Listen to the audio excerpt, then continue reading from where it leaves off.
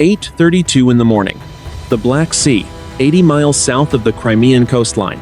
USS Mount Whitney was maintaining a steady course at 15 knots, while her specialized communication crews monitored the growing electronic signatures along the Russian border.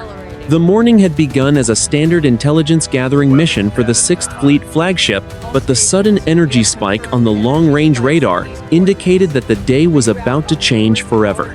The question now facing the commanding officer was whether his aging defense systems could track a weapon moving faster than any interceptor in the United States inventory. Outside on the signal bridge, the morning mist was just beginning to burn off under a pale sun, and the air carried the sharp, metallic tang of the salt spray. Inside the Combat Information Center, the atmosphere was frozen, the only sound being the rhythmic hum of the air conditioning and the soft chirping of the ANSPY-6 radar consoles. 2 miles to the east, the escort destroyer USS Porter, also known as DDG-78, was the first to confirm the threat. At coordinates 43 degrees, 20 minutes north, longitude 33 degrees, 10 minutes east.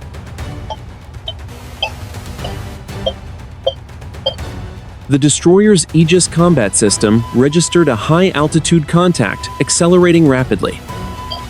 It had originated from a Russian MiG-31K interceptor that had departed an airfield near Rostov less than 10 minutes prior. The contact was not following a standard ballistic arc. It was maneuvering in the upper atmosphere, its speed climbing through Mach 5, then Mach 7, and finally stabilizing at Mach 10. At that velocity, the Kinzhal hypersonic missile was traveling at roughly 7,600 miles per hour. On the bridge of the Mount Whitney, the commanding officer stared at the tactical display as the red icon began its terminal descent. The command ship, while massive and equipped with the most sophisticated communication arrays in the world, was not a frontline combatant. Her primary defenses consisted of 2 phalanx close-in weapon systems and a handful of Mark 36 SRBOC chaff launchers. Against a standard cruise missile, these might offer a slim margin of survival. Against a hypersonic weapon traveling at 2 miles per second, they were virtually decorative. The tactical watch officer's voice broke the silence over the primary command circuit. He announced, "The Vampire call 3 times," the naval code for an incoming anti-ship missile. The alarm for general quarters began to wail throughout the ship, a 2-tone electronic shriek that sent over 600 sailors sprinting toward their battle stations. In the passageways, the smell of floor wax and hydraulic fluid was replaced by the sudden surge of adrenaline and the sound of heavy boots hitting the non-skid deck plating. The Kinzhal missile was now less than 150 miles away and closing the distance in less than 70 seconds. On the USS Porter and the second escort, the USS Arleigh Burke, the Mark 41 vertical launch systems were already active. The destroyers fired a total of 4 Standard Missile 6 interceptors in a desperate attempt to create a defensive screen. The missiles tore out of their cells with a deafening roar, leaving thick columns of white smoke that hung in the cold morning air. On the radar screens, the interceptors raced to meet the incoming threat, but the physics of the engagement were skewed heavily in favor of the attacker. The Kinzhal executed a high-G mid-course maneuver, skipping off the denser layers of the atmosphere like a stone across a pond. This unpredictable flight path caused the Aegis computers to recalculate the intercept point 4 times in 10 seconds. The Standard missiles, despite being the most advanced interceptors in the fleet, were forced into extreme turns that bled away their kinetic energy. On the Mount Whitney, the crew in the engine room felt the ship shudder as the helmsman threw the rudder hard over, attempting a desperate zigzag maneuver.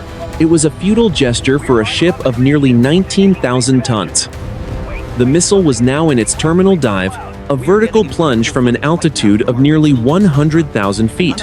At this stage, the Kinzhal was surrounded by a sheath of ionized plasma caused by the extreme friction of the air, making it nearly invisible to traditional radar guidance in the final seconds. The sensors on the bridge of the Mount Whitney began to white out. The electronic warfare suites were screaming, unable to find a lock on the plasma-shrouded projectile. The commanding officer gripped the edge of the chart table, his knuckles white, his eyes fixed on the overhead. He didn't look at the screens anymore. He knew that the math had run out. The time to impact was now less than 5 seconds. The ship was silent again. The crew at their stations holding their breath as the high-pitched whine of the incoming missile finally became audible through the steel of the hull, a sound like a tearing sheet of metal that grew into a roar. 8:33 in the morning. 2 miles to the east of the flagship, the destroyer, USS Porter, known as DDG-78, became the focal point of the American defensive effort. The destroyer was already generating a massive wake as her 4 gas turbine engines pushed the ship to 30 knots, her hull slicing through the dark waters of the Black Sea. The air on the weather decks was suddenly choked by the acrid, chemical stench of solid rocket fuel as the first bank of Mark 41 vertical launch cells erupted in a sequence of blinding orange flashes. From the perspective of the sailors on the Mount Whitney, the Porter seemed to be venting fire from her forward deck as 8 Standard Missile 6 interceptors punched into the sky. These missiles, the most capable long-range interceptors in the United States Navy, were designed to track and destroy targets at extreme altitudes and speeds, but they were now being asked to perform at the absolute edge of their physical envelopes. On the USS Arleigh Burke, the second escort, the tactical action officer was managing the sensor data from the ANSPY-6 radar system. The radar was projecting a concentrated beam of energy toward the incoming Russian missile, attempting to maintain a continuous track on a target that was literally melting the air in front of it. At Mach 10, the Kinzhal missile was not just a projectile. It was a kinetic event that created a wall of compressed air and heat. This thermal signature was so intense that it began to distort the radar returns, causing the digital icons on the American consoles to jitter and ghost. The environment inside the Arleigh Burke was a study in professional intensity, the only sounds being the rapid-fire keyboard clicks and the steady, calm voices of the radar operators reporting the closing distance in 5-mile increments.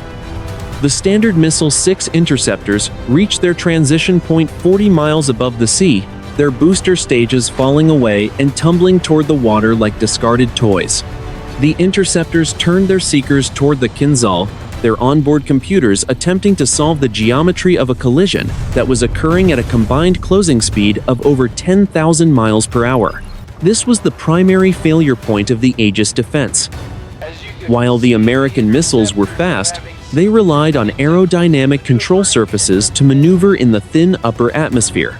The Kinzhal, however, was utilizing a series of thrust vectoring nozzles that allowed it to execute a violent, corkscrewing descent that the American interceptors simply could not follow. One by one, the Standard missiles missed their mark.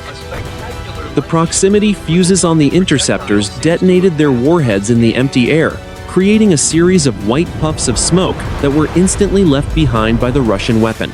On the radar screens, the defensive screen had been bypassed in less than 12 seconds. The Kinzhal was now inside the inner defensive layer, a region known as the dead zone, where the long-range missiles could no longer turn sharply enough to engage. The air around the USS Porter was now vibrating with the sound of the destroyer's 5-inch gun, which began to fire rapid-fire bursts of high-explosive shells into the projected path of the incoming missile. It was a desperate curtain of steel tactic, designed to create a field of shrapnel that might damage the Kinzhal's guidance system. The sound was a rhythmic, bone-shaking thud that echoed across the water, punctuated by the sharp cracks of the exploding shells. Despite the precision of the American gunners, the shells were exploding miles behind the target. The Kinzhal was moving so fast that by the time the sound of its approach reached the human ear, the missile had already traveled another 2 miles. On the bridge of the Arleigh Burke, the commanding officer watched the thermal feed from the ship's electro-optical sensors. The screen showed a white-hot streak of light plummeting toward the Mount Whitney. There was no more time for intercepts. The destroyers had exhausted their primary and secondary magazines in a span of 90 seconds, firing over $40 million worth of ordnance into the sky for 0 recorded hits. The failure was not one of training or discipline, but of physics. The American shield, built to stop the threats of the 20th century, had been effectively punctured by the hypervelocity reality of the 21st. The final defensive layer on the Mount Whitney, the 20mm phalanx close-in weapon systems began to rotate toward the vertical.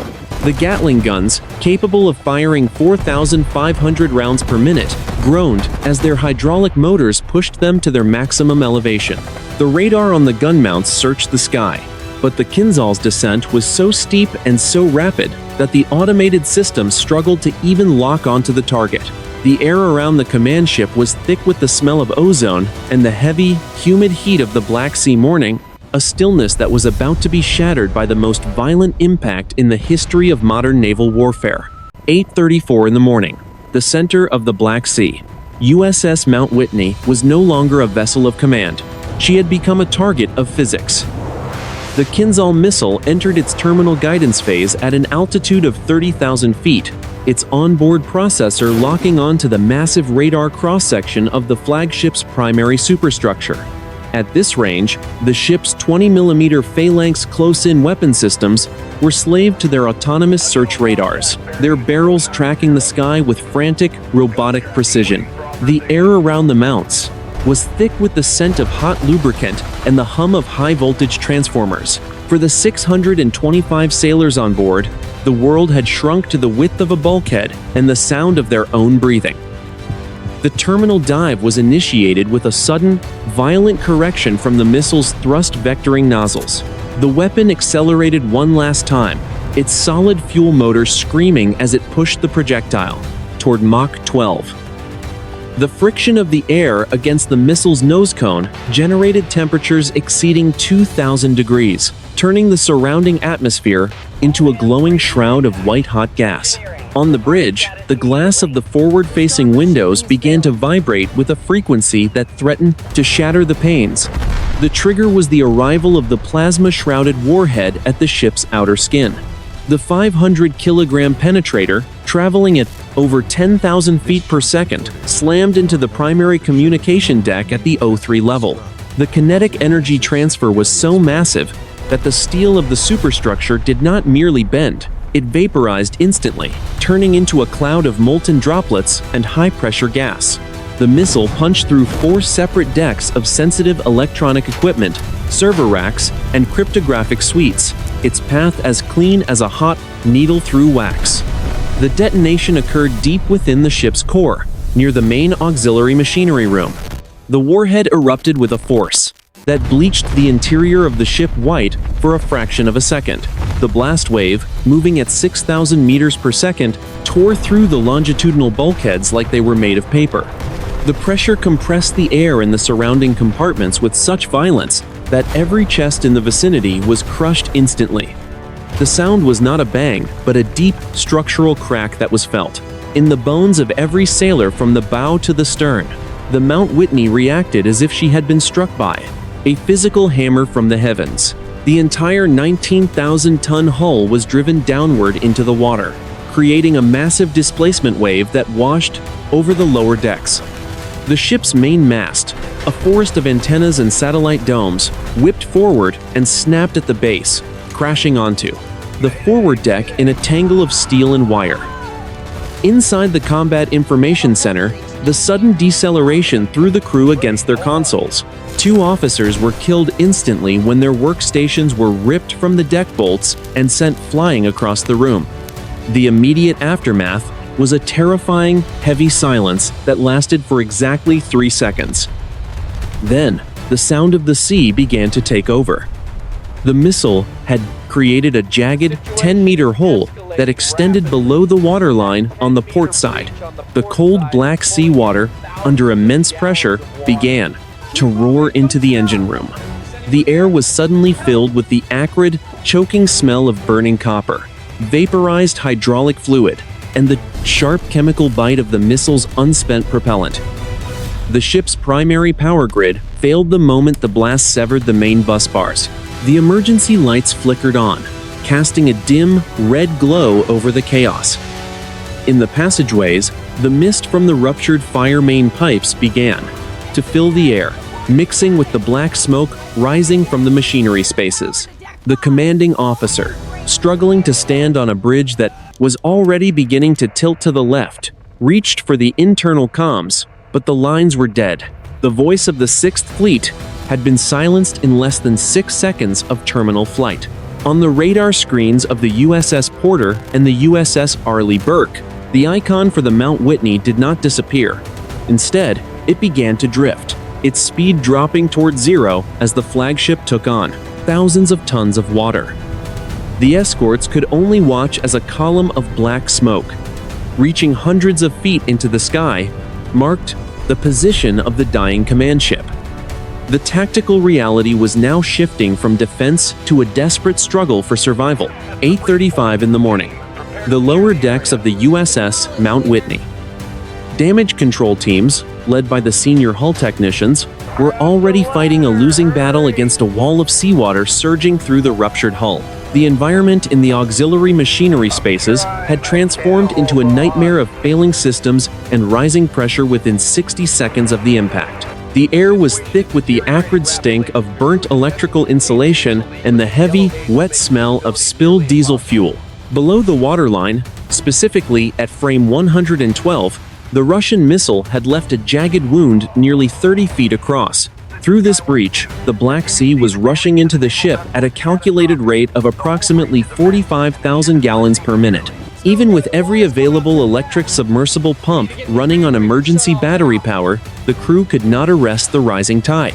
The water was freezing, measuring exactly 48 degrees, and it moved with enough physical force to pin sailors against the bulkheads. The primary damage control locker had been obliterated in the initial blast, leaving the response teams to scavenge for shoring timbers and metal patches from the secondary stations located toward the stern. In the dim, red glow of the emergency lanterns, the sailors worked with the mechanical precision of their years of training, despite the deck pitching beneath them at a steady angle of 12 degrees to port. Communication with the bridge was non-existent, as the primary and secondary sound-powered phone circuits had been severed by the kinetic energy of the strike. The sound of the sea was a deafening roar, a relentless hammering against the internal bulkheads that were never designed to hold the weight of the open ocean. The damage control assistant ordered the immediate evacuation of the lower machinery room as the water reached the level of the main electrical switchboards. As the salt water hit the live circuits, a series of brilliant blue electrical arcs hissed through the darkness, followed by the heavy thud of primary circuit breakers tipping for the final time. The ship's secondary power was now dead. The only light came from the chemical glow sticks cracked by the sailors as they retreated toward the upper decks in a disciplined, single-file line. Behind them, the massive watertight doors were hand-cranked shut by two-man teams, their muscles straining against the increasing resistance of the encroaching flood. Even once the doors were dogged down, the steel began to bulge inward under the immense pressure of the Black Sea. Every rivet in the surrounding compartments groaned, a high-pitched metallic screaming that echoed through the dying ship. On the third deck, the medical response teams had established a secondary triage station in the wardroom. The smell of copper from fresh blood mixed with the scent of wet wool and hydraulic oil, there were already 42 casualties reported, most suffering from severe blast trauma or flash burns from the initial fireball that had raced through the ventilation trunking. The medical officers worked by flashlight, their hands steady as they applied pressure dressings and administered morphine, even as the floor beneath them continued to tilt. The sense of professional urgency was paramount. There was no panic, only the grim understanding that the vessel was losing buoyancy faster than any manual could predict. The USS Mount Whitney was no longer a platform for command and control. She was a 19,000-ton weight fighting the crushing laws of hydrodynamics. The weight of the water in the forward compartments was pulling the bow down, causing the stern to rise and the propellers to begin clearing the surface. The vibration of the hull changed from the steady throb of engines to a hollow, resonant drumming as the sea filled the empty voids of the storage holds. With the main power gone and the list increasing to 15 degrees, the ship's ability to defend itself or even maintain stability was gone. Outside, the two escort destroyers, USS Porter and USS Arleigh Burke, moved into a defensive circle around the flagship. They began to deploy their own small boats, anticipating the inevitable command that every sailor fears. The horizon was still clear and the sun was climbing, but the shadow cast by the smoke from the Mount Whitney spanned 3 miles across the water. The strategic blackout was nearly complete. and the focus of the task force had shifted entirely from mission parameters to the preservation of life in the face of a total structural collapse. 8:38 in the morning. The bridge of the USS Mount Whitney, the command center of the 6th Fleet, once referred to as a floating Pentagon, had been reduced to a tilted gallery of shattered glass and dead electronics. The commanding officer stood on the windward side of the bridge, his feet braced against the 20-degree list to port, holding a handheld tactical radio that was only reaching the nearest escort. The primary satellite communication masts, which usually handled thousands of encrypted data streams per second, were now a tangled wreck of scorched aluminum dragging in the wake. The air on the bridge was freezing as the Black Sea wind whipped through the blown-out windows, carrying the scent of salt spray and the oily black smoke billowing from the midships. The loss of the flagship's communication arrays created an immediate strategic vacuum across the entire European theater. Without the Mount Whitney's massive processing power, the common operational picture for all NATO assets in the region began to degrade into isolated pockets of data. The commanding officer realized that his primary mission command and control was over. His new mission was the survival of the 624 personnel remaining on board. He looked at the executive officer, whose forehead was bandaged with a bloody piece of uniform cloth, and gave the order to initiate the secondary emergency destruction of all classified cryptographic materials. In the signals intelligence spaces, sailors worked with heavy sledges and thermite grenades to ensure that no United States secrets would settle on the seafloor in a recoverable state. The sound of rhythmic smashing echoed through the tilted passageways, competing with the groaning of the ship's internal longitudinal girders. Each strike of the hammer was a professional necessity, a grim acknowledgement that the vessel would not be returning to port. The heat from the thermite charges added a shimmering distortion to the air, making the red-lit corridors feel like the interior of a furnace. On the deck of the USS Porter, the commanding officer watched through binoculars as the Mount Whitney continued to settle by the bow. The destroyer was now operating as the temporary tactical lead for the task force, but its systems were already being taxed by the arrival of Russian Su-24 Fencer aircraft on the horizon. The Porter's radar operators tracked the incoming jets, their fingers hovering over the launch buttons for the remaining RIM 162 evolved Sea Sparrow missiles. The tactical situation was becoming a multi-axis nightmare. The task force had to defend against a potential second strike, while simultaneously positioning itself to recover hundreds of survivors from a sinking ship. The list on the Mount Whitney increased to 22 degrees at 8:41 in the morning. The commanding officer felt the subtle, sickening shift in the deck, a transition from a slow roll to a steady, heavy sag. This was the result of the second deck bulkheads finally yielding to the weight of the water. In the forward holds, he grabbed the internal ship's whistle, which still functioned on residual steam pressure, and blew a long, mournful blast that signaled the transition to the final phase of the disaster. Discipline remained absolute. Even as the sea began to blows, lick at the edges of the port-side boat deck, the sailors moved in organized lines toward their assigned life raft stations. There was no shouting, only the clipped, professional exchanges of damage control, status reports, and muster counts. The air was filled with the mechanical whirring of the davits as the first set of rigid-hull inflatable boats were lowered into the choppy water. The sea state was rising, with 2-meter swells now slamming against the exposed hull, sending plumes of cold spray over the evacuation teams. The executive officer reported that 80% of the classified drives had been melted, and the heavy safe containing the tactical codes had been welded shut and dropped into the flooded engine room. The commanding officer nodded, a single sharp movement. He looked out over the bow, which was now almost level with the whitecaps of the Black Sea. The massive gray expanse of the fine ship's forward deck was disappearing under a wash of foam. He keyed his handheld radio one last time, informing the USS Porter that the flagship was no longer tenable. The order to abandon ship was broadcast across the emergency frequencies at exactly 8:44 in the morning. 8:45 in the morning. The listing deck of the USS Mount Whitney.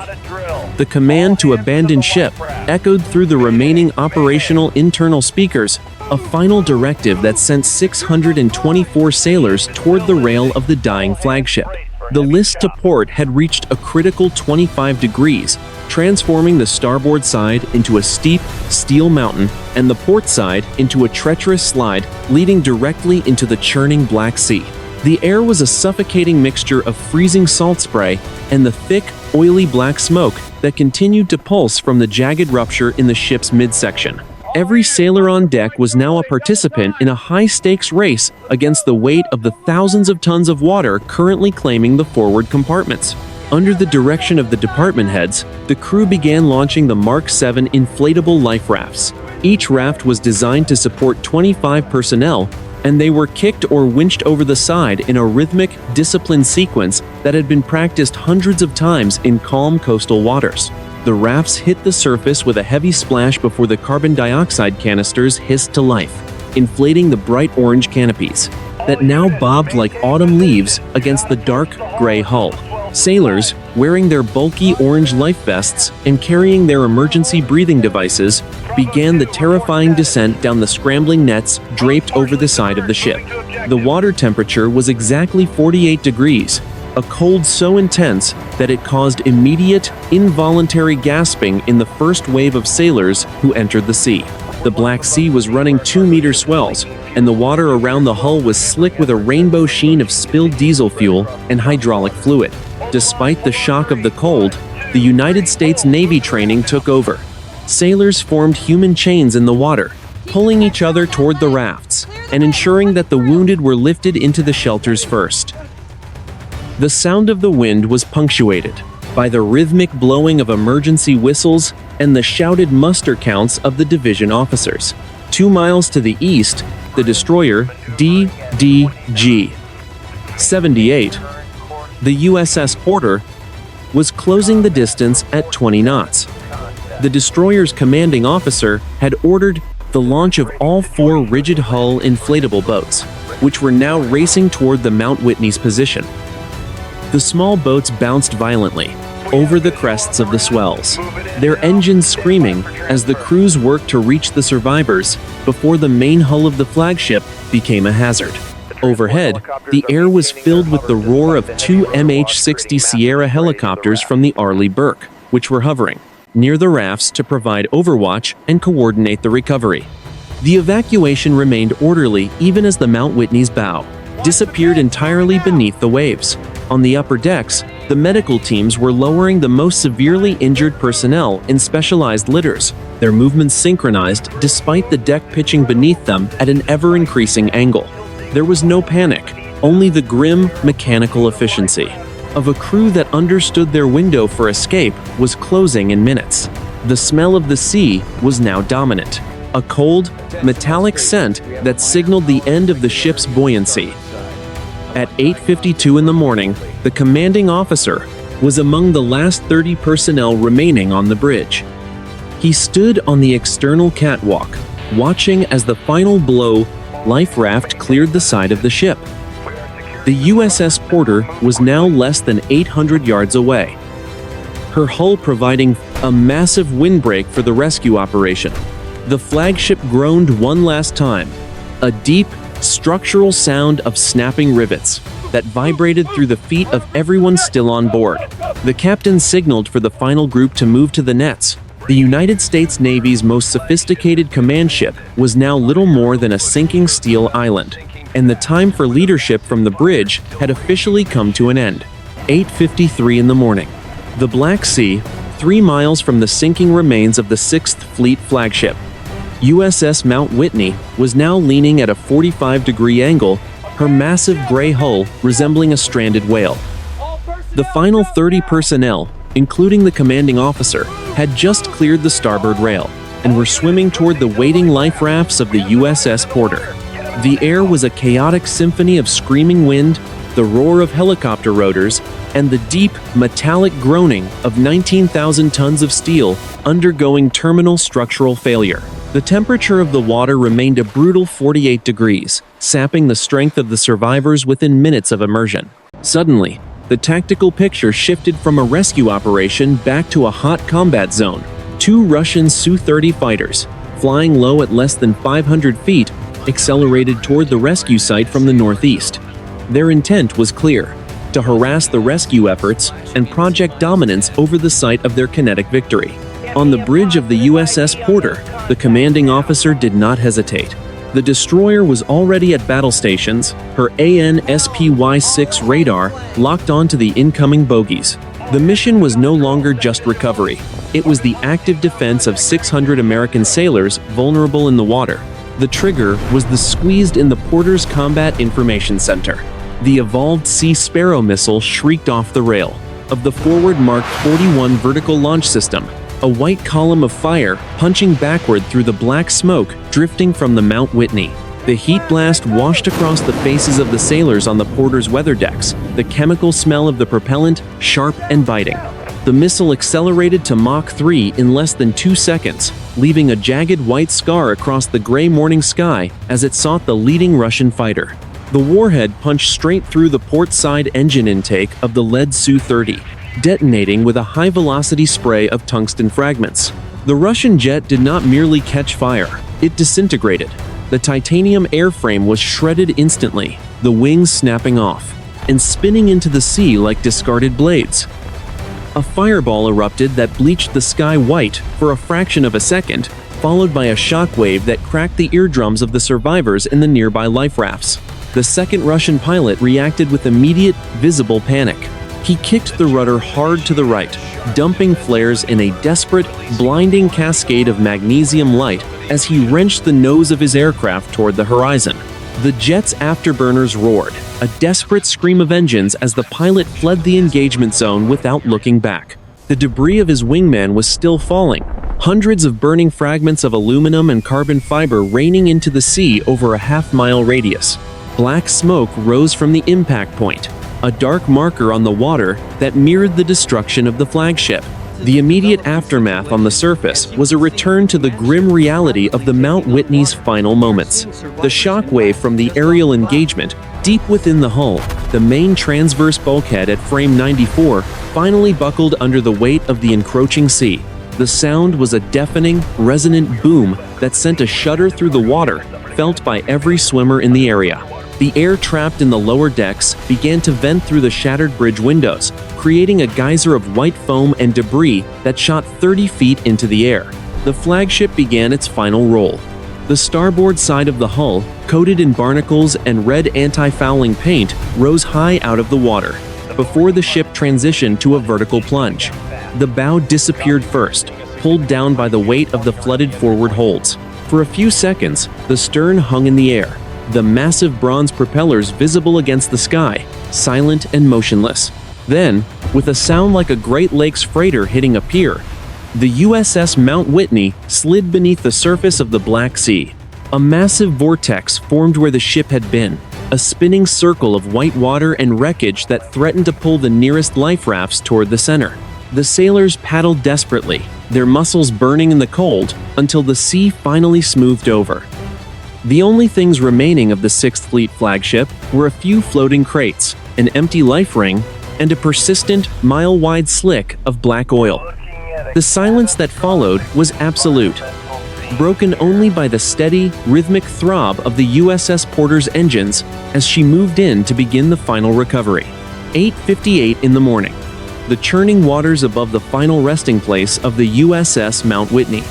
The two destroyers, USS Porter and USS Arleigh Burke, now faced a logistical burden that pushed their internal capacities to the absolute breaking point. While the immediate kinetic threat from the Russian Su-30 fighters had been neutralized, the environmental threat to the 624 sailors in the water was increasing with every passing minute. At coordinates 43 degrees 22 minutes north, longitude 33 degrees 12 minutes east, the Black Sea remained a hostile, 48-degree expanse that was rapidly draining the core body temperature of every survivor not yet hauled onto a deck. On the USS Porter, known as Destroyer DDG-78, the commanding officer ordered the ship to all stop in the center of the debris field. The destroyer's hull, designed to house a crew of roughly 300, was about to become a sanctuary for nearly double that number. The smell of the sea was overwhelming, a mixture of cold salt, the heavy scent of burning diesel, and the metallic tang of the flagship's pulverized electronics, still floating on the surface. The sound of the wind whistling through the Porter's radar mast was punctuated by the constant, rhythmic splashing of the scrambling nets hitting the water. The recovery operation was a masterpiece of improvisational logistics. On the Porter's mess deck, every table had been cleared and covered in sterile plastic sheeting to serve as an overflow triage center. The ship's medical officer and 3 corpsmen were supplemented by 30 sailors who had received advanced combat lifesaver training. They worked in a space filled with the steam of boiling water and the sharp, medicinal smell of antiseptic. The primary challenge was not just blast injuries, but the rapid onset of Stage 2 hypothermia. Survivors were arriving gray-faced and shivering uncontrollably, their hands locked in permanent claws from the cold. As each survivor was pulled over the rail, they were immediately stripped of their oil-soaked uniforms and wrapped in silver thermal blankets. The warm room established in the helicopter hangar became a sea of metallic reflections as hundreds of sailors were huddled together to share body heat. The logistical strain extended to the ship's fresh water and food supplies. The Porter's evaporators were pushed to their maximum capacity to provide the warm fluids necessary to stabilize the rescued crew. Despite the overcrowding, the discipline remained absolute, with senior petty officers from the Mount Whitney immediately beginning to draft manual muster reports on sheets of waterproof paper to account for every soul. 3 miles to the south, the USS Arleigh Burke, or DDG-51, was performing a similar feat while maintaining a continuous radar watch for further hypersonic threats. The destroyer's 2 MH-60 Sierra helicopters were flying non-stop shuttle runs, using their rescue hoists to pluck the most critically injured survivors from the more distant life rafts. The sound of the rotors was a constant, low-frequency thrumming that vibrated through the steel of both ships. Each helicopter landing was a timed event, with deck crews working in high-visibility vests to offload stretchers and refuel the aircraft in less than 5 minutes. The recovery was 95% complete by 9:45 in the morning. The final tally was grim, but a testament to the crew's training. 582 survivors had been accounted for, with 42 confirmed dead in the initial blast, and another 11 missing in the water. The loss of the flagship's senior staff, including several high-ranking intelligence officers, created a massive gap in the regional command structure. The survivors sat in the passageways of the destroyers, shoulders slumped, eyes hollowed by the shock of seeing their massive, seemingly invincible command ship disappear in a matter of minutes. As the sun climbed higher, the 2 destroyers began to move away from the oil slick, their hulls riding noticeably lower in the water due to the added weight of the extra personnel. The tactical atmosphere remained tense. The strategic blackout was now a reality. For the first time in decades, the United States Sixth Fleet was operating, without its primary eyes and ears in the Black Sea. The USS Porter and the USS Arleigh Burke were now 2 isolated fortresses, carrying the survivors of a shattered command toward the safety of the Turkish coast, while the silent, cold depths of the sea held the wreckage of a billion-dollar vessel and the secrets it once carried. 10 in the morning, the headquarters of United States European Command in Stuttgart, Germany. The primary tactical display for the Black Sea region had just turned a uniform, hollow gray as the last data packets from the USS Mount Whitney ceased to transmit. For the officers monitoring the theater, the disappearance of the flagship was not just a tactical loss of a vessel, but the sudden amputation of the primary sensory organ for the entire Sixth Fleet. The strategic blackout was now a physical reality, leaving a vacuum where 10,000 megabits of encrypted intelligence once flowed every second. The silence on the secure voice circuits was absolute, a digital void that stretched from the coast of Romania to the gates of the Mediterranean. The immediate response from the United States military was a systematic shift to land-based command and control alternatives. Within 15 minutes of the sinking, the Global Operations Center at Offutt Air Force Base initiated a handover of tactical authority to Naval Station Rota in Spain. This transition was a testament to the redundancy of American military planning. Yet the physical distance of over 2,000 miles created an unavoidable latency in decision-making. The air above the Black Sea, once managed by the sophisticated arrays of the Mount Whitney, was now being monitored by long-range E-3 Sentry aircraft, flying circles over Turkish airspace, their crews struggling to maintain the same level of granular detail. The loss of the Link 16 data network, which the flagship had coordinated, meant that the remaining destroyers, the USS Porter and the USS Arleigh Burke, were forced to operate in a data-restricted environment. They could still see the threats immediately in front of them, but the broader picture of Russian surface movements and missile launches across the Crimean Peninsula was now fragmented. This degradation of situational awareness was exactly what the Russian High Command had intended to achieve with the Kinzhal strike. The United States Navy was no longer the undisputed master of the information domain in these waters. They were now fighting to re-establish a baseline of digital survival. Geopolitically, the sinking of a United States flagship represented the most significant escalation of hostilities since the middle of the 20th century. In Washington and Brussels, the conversation shifted from containment to the logistics of a direct, high-intensity response. The loss of over 50 personnel and a billion-dollar command platform necessitated a recalculation of the risk involving large surface vessels in contested waters. Strategic planners began to prioritize the deployment of distributed lethality, moving command functions away from single, vulnerable hulls and toward a web of smaller, unmanned platforms and land-based nodes like Ramstein Air Base. By 11 in the morning, the United States Secretary of Defense had authorized the deployment of 2 additional carrier strike groups toward the eastern Mediterranean. However, the shadow of the Kinzhal remained. The tactical report filed by the USS Porter reached the Pentagon at 11:30, detailing the total failure of the Aegis interceptors against the hypersonic threat. This document sent a shockwave through the American defense establishment, confirming that the technical gap in missile defense was no longer a theoretical concern, but a bloody, documented reality. As the survivors continued their cold journey toward the Turkish coast, on the decks of the escort destroyers, the United States Air Force initiated Operation Glass Shield. This was a massive surge of electronic warfare aircraft designed to jam Russian sensors and provide a protective umbrella over the remaining task force. The Black Sea was no longer a theater for observation and intelligence gathering. It had become a high-velocity combat zone where the speed of the weapon had finally outpaced the speed of the command. The flagship was gone, and the United States was now forced to rebuild its theater-wide command structure from the ground up, while under the constant threat of a second hypersonic strike. 1200 on the 1st of April, 2026. The Situation Room, Washington, District of Columbia.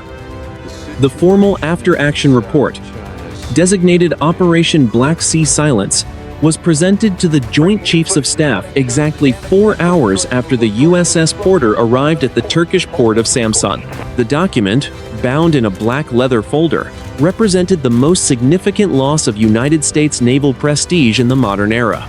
The human cost of the 3-minute engagement was the first item on the agenda. 53 United States Navy personnel were confirmed killed in action. Of these, 42 had perished instantly during the initial kinetic impact and the subsequent fireball that had gutted the flagship's primary communication decks. 11 sailors were listed as missing and presumed dead, having been lost during the final structural collapse of the hull, or the rapid suction created by the ship's vertical plunge into the depths. 84 sailors suffered significant injuries, ranging from third-degree flash burns to severe pulmonary trauma caused by the overpressure of the hypersonic shockwave. The remaining 571 survivors were being processed for psychological trauma and immediate medical stabilization at United States Air Force facilities in Germany. The material loss was equally staggering. The USS Mount Whitney, hull designation LCC-20, was a total loss. Along with the 19,000 tons of steel, the United States Navy had lost the most sophisticated signals intelligence and command and control suite ever deployed to a maritime theater. While the commanding officer had successfully initiated the emergency destruction of primary cryptographic materials, the report noted the loss of over 400 high-capacity server racks and thousands of classified hard drives. Although the wreckage sat at a depth of over 2,000 meters, the Navy immediately declared the site a protected military grave to deter Russian deep-sea salvage operations. The tactical assessment portion of the report was the most sobering for the assembled leadership. The data retrieved from the USS Porter and the USS Arleigh Burke confirmed a total failure of the Aegis combat system to intercept the Russian weapon. The Kinzhal missile, traveling at a terminal speed of Mach 12, had effectively outpaced the processing speed of the Standard Missile-6 interceptors. The report concluded that at such velocities, the kinetic energy of the projectile alone, even without a high-explosive warhead, was sufficient to disable a large surface vessel. The Aegis shield, long the cornerstone of American naval defense, had been found fundamentally lacking against the reality of hypersonic physics. The geopolitical consequences were already beginning to manifest. NATO maritime operations in the Black Sea were suspended indefinitely, with all remaining surface assets ordered to relocate to the Mediterranean. The loss of the flagship had forced a shift to distributed maritime operations, a strategy that relied on smaller, decentralized command nodes rather than a single, high-value target. This change was a silent admission that the era of the large, slow-moving command flagship had been brought to a violent and permanent end by the arrival of hypervelocity warfare. In the final paragraph of the report, the Chief of Naval Operations added a handwritten note regarding the conduct of the crew. Despite the catastrophic nature of the strike and the speed with which the vessel sank, the discipline of the sailors on the Mount Whitney was cited as the primary reason the death toll had not been 10 times higher. The orderly evacuation, the successful destruction of sensitive data, and the professional defense mounted by the escort destroyers were highlighted as the only bright spots in an otherwise dark chapter of naval history. At 1400 hours, the President of the United States made a televised address to the nation from the Oval Office. The tone was somber, acknowledging the loss of life and the unprovoked and cowardly nature of the Russian strike. Even as he spoke, the logistical machinery of the Department of Defense was moving to replace the lost capability with land-based assets in Romania and Poland. The Black Sea was now a graveyard for $1 billion of American technology, but the strategic lesson had been learned at a terrible price. The United States Navy would never again allow a primary command node to sit within the reaching shadow of a hypersonic threat.